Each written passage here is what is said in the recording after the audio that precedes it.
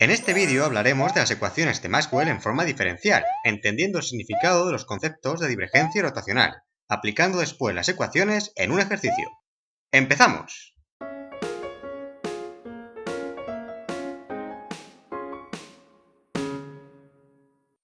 Hola amigos de la ciencia y la tecnología, bienvenidos a Ingeniosos, el canal donde resolvemos problemas básicos de física, mecánica, electricidad o matemáticas de nivel de carrera y bachillerato. Las ecuaciones de Maxwell son 4 ecuaciones que resumen toda la teoría electromagnética y relacionan entre sí los campos magnético y eléctrico y las cargas y corrientes eléctricas. En un vídeo anterior ya las explicamos en su forma integral, viendo su significado y cómo podían ser útiles para obtener el campo eléctrico o magnético, o fuerzas electromotrices inducidas. En el caso de hoy nos centramos en su forma diferencial, que, aunque representen las mismas ecuaciones, las dotan de un enfoque diferente, siendo más ventajosas para algunas aplicaciones. Comenzamos por la ley de Gauss del campo eléctrico. Esta ecuación relaciona la divergencia del campo eléctrico con la densidad de carga eléctrica en cada punto del espacio, de manera que el campo eléctrico diverge en las cargas positivas y converge en las negativas. Dicho así, suena muy raro, pero calma, expliquemos estos conceptos. La divergencia del campo eléctrico significa la tendencia del campo para fluir desde o hacia un punto específico. En otras palabras, marca en qué posiciones del espacio el campo eléctrico nace o muere. En consecuencia, si la divergencia es positiva en un punto del espacio, esto implica que la densidad de carga en ese punto es positiva y por lo tanto las líneas de campo nacen o salen de ese punto alejándose de él, siendo una fuente de campo. Si la divergencia es negativa, la densidad de carga en ese punto es negativa, por lo que las líneas de campo se dirigen hacia ese punto del espacio generando un sumidero de campo. En los puntos donde la divergencia sea nula, no hay por lo tanto densidad de carga presente.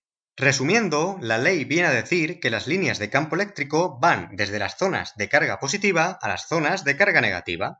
Si tenéis curiosidad y queréis más información sobre los conceptos de divergencia rotacional o gradiente de campos, os enlazo un vídeo por la pantalla donde están más ampliamente desarrollados y os enseño cómo calcularlos. La principal ventaja de la ley de Gauss en forma diferencial es que permite trabajar con la densidad de carga y divergencia del campo en cada punto individual del espacio, mientras que la forma integral de la ecuación opera con el campo eléctrico sobre una superficie. Esta ecuación será muy útil cuando se conoce la expresión vectorial del campo eléctrico en una región del espacio, ya que se puede obtener fácilmente la densidad de carga en cualquier punto o viceversa. Una pregunta que puede venir a la mente es, ¿puede ocurrir que la divergencia de un campo eléctrico sea siempre nula? Cuya respuesta es sí.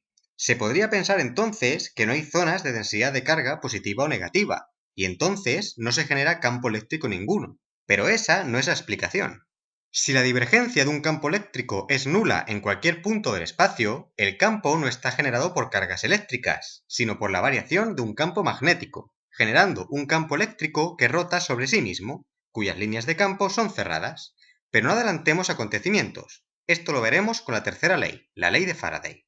De momento, continuemos con la segunda, la ley de Gauss para campo magnético. La ecuación significa que la divergencia del campo magnético en cualquier punto del espacio es cero. Esto significa que las líneas de campo no se dirigen hacia un punto en mayor grado que las líneas que salen de él.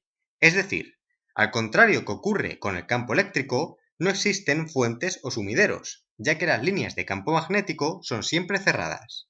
Por consecuencia, esta ecuación implica que es imposible la existencia de monopolos magnéticos. La utilizaremos para comprobar si un campo vectorial puede ser un campo magnético. Ahora sí, llegamos a la ley de Faraday. Esta ecuación relaciona el rotacional del campo eléctrico, que marca la tendencia de un campo a rotar alrededor de un punto, con la variación temporal del campo magnético, y viene a decir que un campo magnético variable induce un campo eléctrico circulante. Es decir, esta expresión relaciona el campo magnético con el campo eléctrico, e implica que un campo eléctrico puede ser originado por un campo magnético variable en el tiempo, y no únicamente por cargas eléctricas. La principal diferencia es que un campo eléctrico generado por cargas eléctricas parte de las cargas positivas hacia las negativas, mientras que un campo eléctrico creado por variación del campo magnético es un campo circulante cuya divergencia es nula. Esta ecuación en forma diferencial es muy útil para obtener la expresión de un campo eléctrico inducido dado un campo magnético que dependa del tiempo. Por último, presentamos la ecuación de Ampère-Maxwell. Esta ley relaciona el campo magnético con sus fuentes, de modo que el rotacional del campo magnético en cada punto del espacio depende de la densidad de corriente eléctrica y la variación temporal del campo eléctrico. Es decir, un campo magnético es producido por una corriente eléctrica o por un campo eléctrico que varía con el tiempo. El rotacional del campo magnético será distinto de cero en aquellos puntos del espacio donde circule una corriente eléctrica o el campo eléctrico esté variando. Esta ecuación nos puede ser útil si se conoce el campo magnético para obtener su origen, ya sea la densidad de corriente en cualquier punto del espacio o el campo eléctrico. Visto el fundamento físico de cada ecuación, vamos a aprender a aplicarlas conjuntamente en un ejercicio, pero dejadme que os recuerde antes que podéis dejar vuestras dudas en comentarios y suscribiros. En este ejemplo tenemos las expresiones de un campo magnético y un campo eléctrico en el espacio, dadas de manera vectorial en función de las coordenadas x, y, z y en función del tiempo, en el caso del campo magnético. Se nos pide comprobar si efectivamente estos campos pueden ser un campo electromagnético y, en caso afirmativo, encontrar las cargas y corrientes eléctricas que los están generando. Si se trata de un campo electromagnético, se deben cumplir las ecuaciones de Maxwell. El campo magnético debe cumplir que su divergencia es nula en cualquier punto, mientras que también debe cumplirse la ley de Faraday que relaciona ambos campos.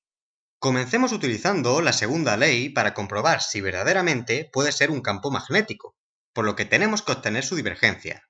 La divergencia se calcula utilizando el operador Nabla y consiste simplemente en derivar la primera componente del vector de campo respecto a x, la segunda respecto a y la tercera respecto a z y sumarlas. El campo solo tiene componentes en dirección y k, siendo sus derivadas respecto a x y z iguales y de signo contrario, por lo que la divergencia es nula en todo el espacio y se cumple la ley.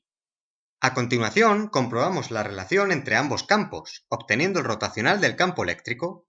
El rotacional se obtiene de nuevo con el operador Nabla, pero realizando ahora un producto vectorial, por lo que se van cruzando las derivadas parciales con las componentes del vector de campo.